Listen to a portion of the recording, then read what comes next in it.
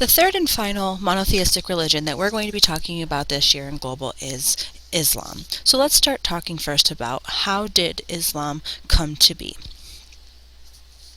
Islam first developed on what is known as the Arabian Peninsula. The Arabian Peninsula is that area between the Middle East and Africa. It is considered to be the crossroad of three continents, with Europe in the north, Asia in the east, and Africa to the southwest.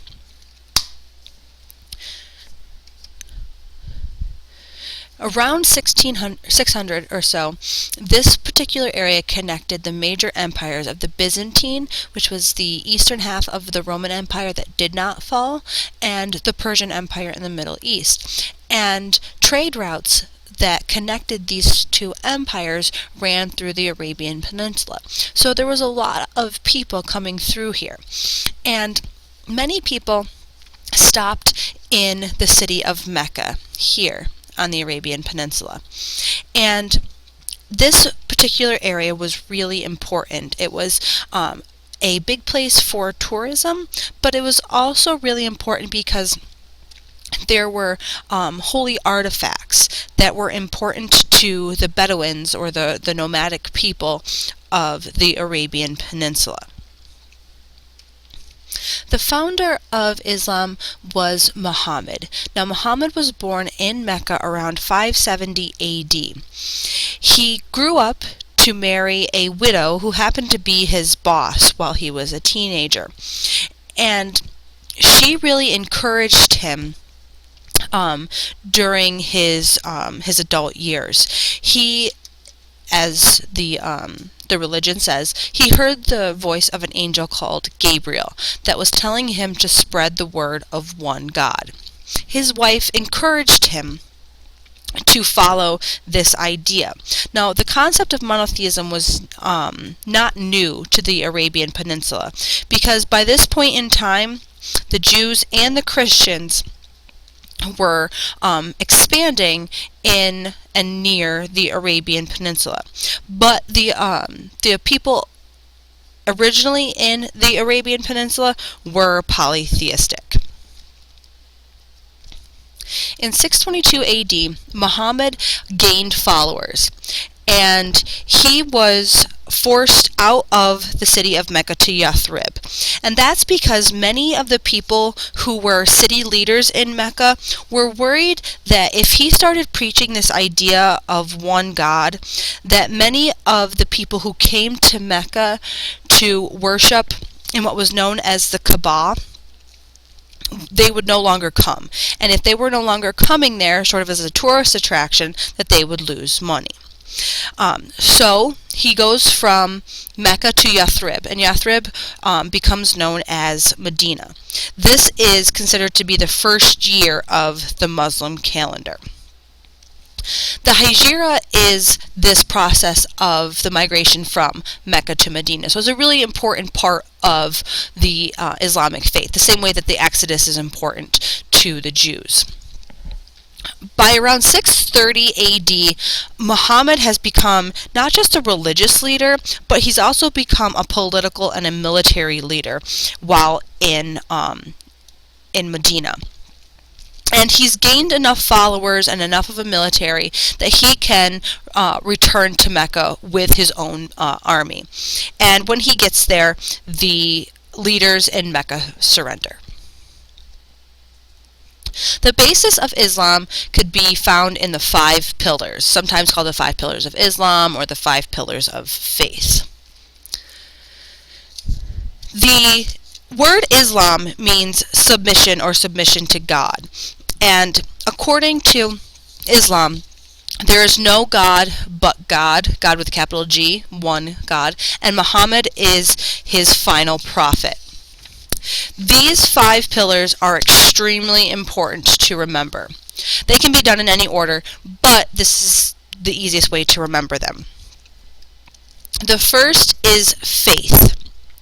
Faith in the fact that there is only one God, and they call their God Allah, and Muhammad is his prophet.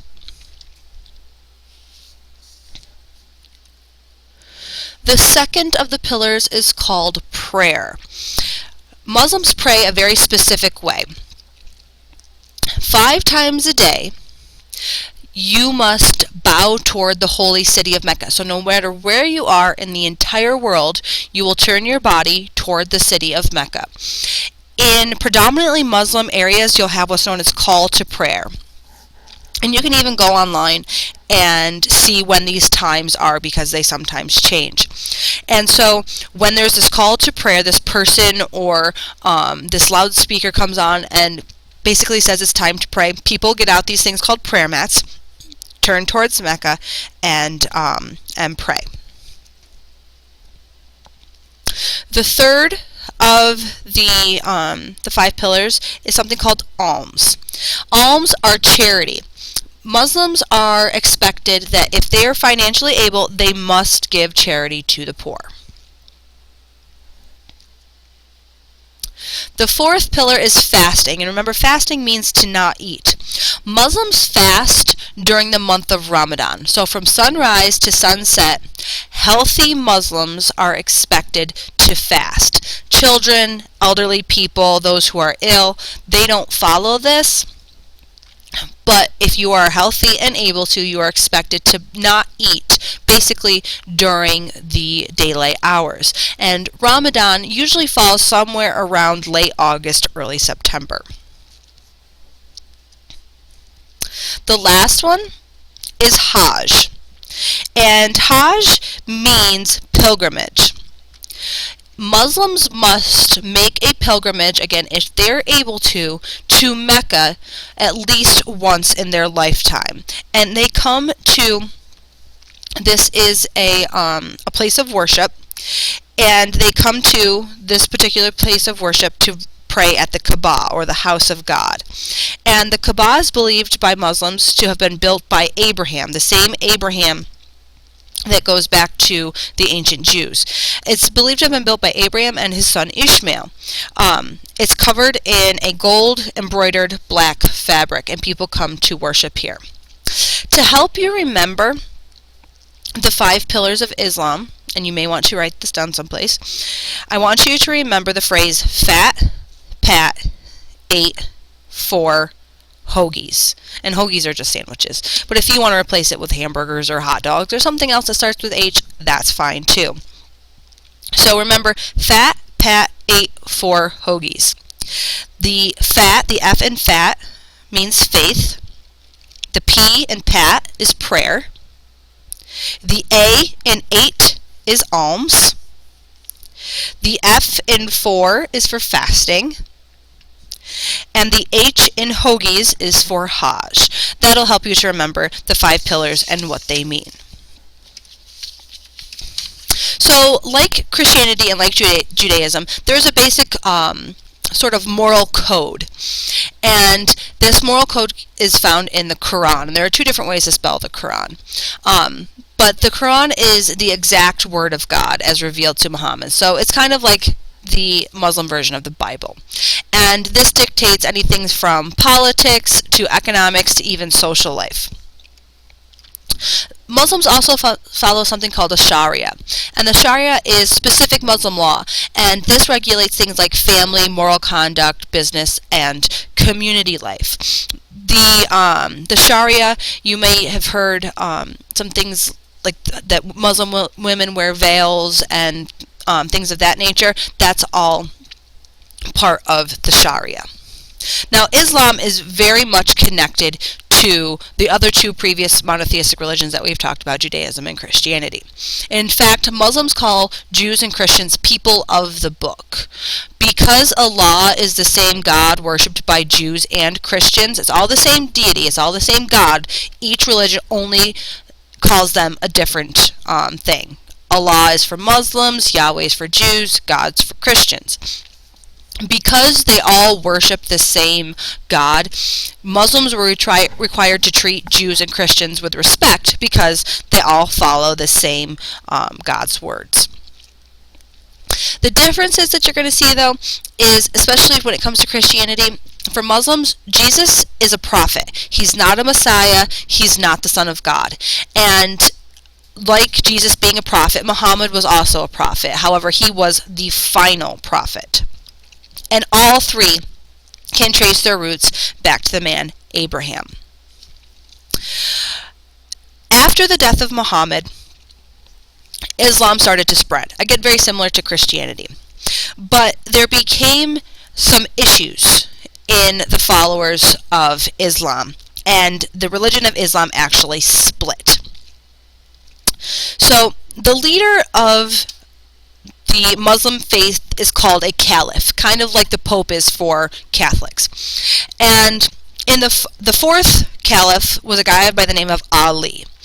And Ali was Muhammad's cousin and his son-in-law. He was murdered, and that meant they needed a new caliph. A rival leader claimed leadership. Ali's son, the original caliph, the one that was murdered, challenged that leadership and was also murdered. And from that came a split in Islam. There are two different sects of Islam, two main sects. One of them is the Sunni.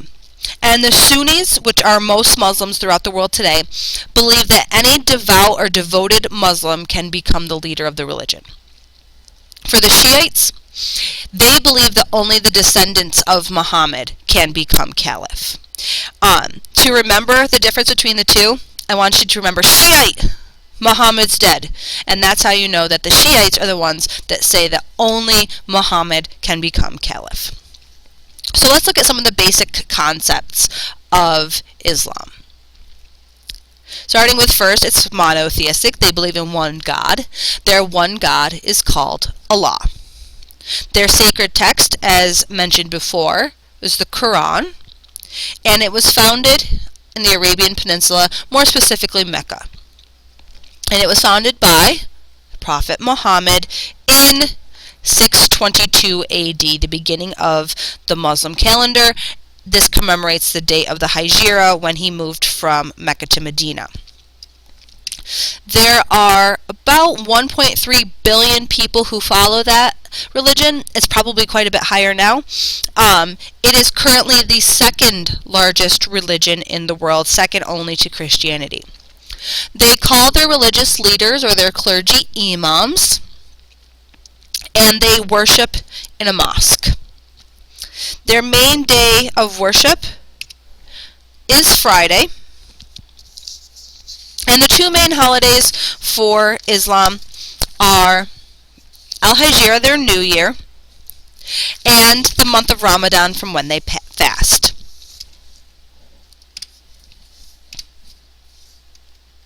Just some quick did you knows.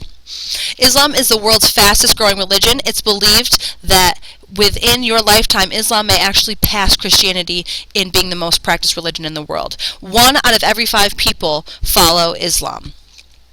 6 million Muslims live in the U.S. and 500,000 live in Canada. But only about 18% of Muslims are Arabs. That is, people come from the Middle East. Most Muslims come from non-Arab countries in places like Africa and Asia. In fact, the largest Islamic country in the world is Indonesia, which is in Southeast Asia. And there are more than 2 million Muslims located there. Thank you.